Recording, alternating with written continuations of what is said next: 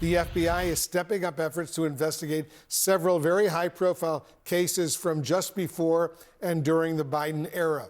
Deputy Director Dan Bongino says the Bureau is now doubling down on and pushing more resources to solve cases of what he calls, and I'm quoting him now, potential public corruption. CNN senior justice correspondent Evan Perez is here with us in the Situation Room. Evan, one of these cases involves pipe bombs found near the DNC and RNC headquarters on the day before the January 6th insurrection up on Capitol Hill. What more can you tell us? Right, Wolf. Well, these pipe bombs were found.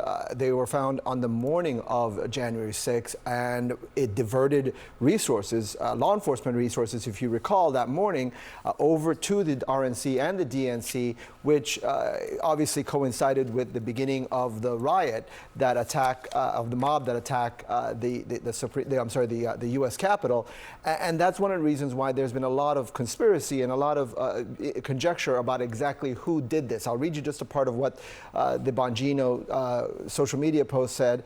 He said, the director and I evaluated a number of cases of potential public corruption that understandably have garnered public interest. We made this decision to either reopen or push additional resources and investigative attention to these cases. And then he mentions the pipe bomb case, obviously, and a couple others. Now, the question here, though, Wolf, is, what new things could the FBI be doing? We know, and you and I have talked about the pipe bomb investigations. We've seen them pour in a lot of resources. They've made over 1,000 interviews to try to find the person who placed these bombs there the night before. And so far, they have not been able to break this case open. Perhaps a new set of eyes could finally find the suspect who placed those bombs there, Wolf. And Evan, what can you tell us about the other two cases that the FBI Deputy Director Dan Bongino wants to reopen? Right. Well, there's one of them is the Dobbs decision, the leak of the Dobbs decision, essentially what was the draft of what became the decision from the U.S. Supreme Court that overturned Roe v. Wade and the rights of women to have abortions in this country.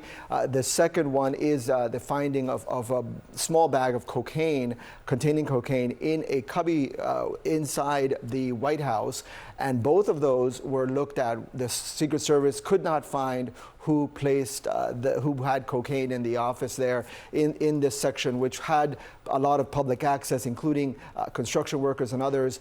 They could never find it. And of course, the Dobbs decision, of course, in the end was verified to, the draft was accurate. What's interesting about that, Wolf, is whether the Supreme Court, which is a separate branch, will allow the FBI to come in and say, do interviews with the justices. That would be an extraordinary step. It would be. All right, Evan Perez, thank you very, very much. There's more news we're following, but first I want to bring in CNN senior law enforcement analyst, former FBI Deputy Director Andrew McCabe. Andrew, what do you make of this announcement from the Deputy Director of the FBI to reopen some of these cases? Yeah, Wolf, it's a little bit concerning, I'll be honest with you. It raises some questions about what the deputy director's understanding of public corruption actually is. As we know, public corruption under federal law is basically when someone who's in a position of trust takes something of value in return for executing an official duty. So it's almost impossible for me to understand how these three scenarios conform with that federal criminal violation, unless he's suggesting that the investigators, which would be the FBI in terms of the pipe bomb case, or maybe the Secret Service in terms of the cocaine in the White House case, had somehow intentionally not done their jobs and reached no conclusion of those cases for some corrupt purpose. I can't even imagine what that would be. It's a pretty serious allegation to make against his own people and people of a neighboring partner agency, but I guess we'll see how it all plays out.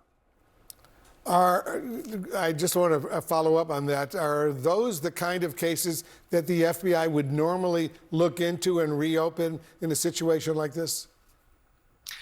Not at all. So in the case of the bombing, that is one that is, I would expect, is still under active investigation. And it's always good with a case that's gone a bit cold to bring in new eyes, to do some sort of a review, maybe to contribute additional resources. But again, there's no obvious public corruption angle there.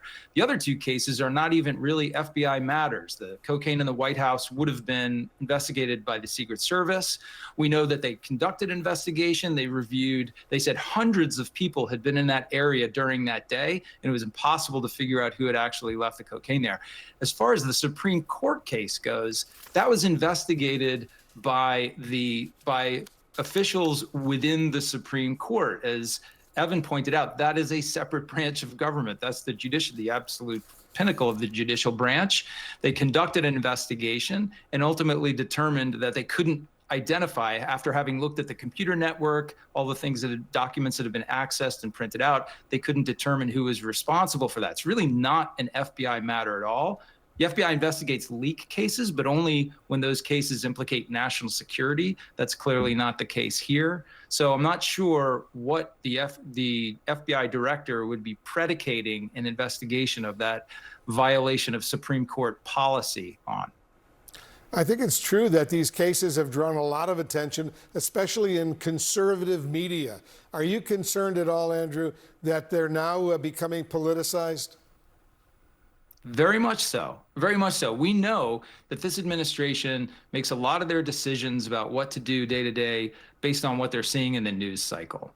And that's really what this feels like. As I said, it's not, there are no obvious political corruption connections here from our perspective, but that seems to be the flag that the deputy director is waving. That's one that's always greeted with some, received very positively in right-wing media. And it's also coming at a time when there's not a lot of good FBI news coming out about leadership decisions.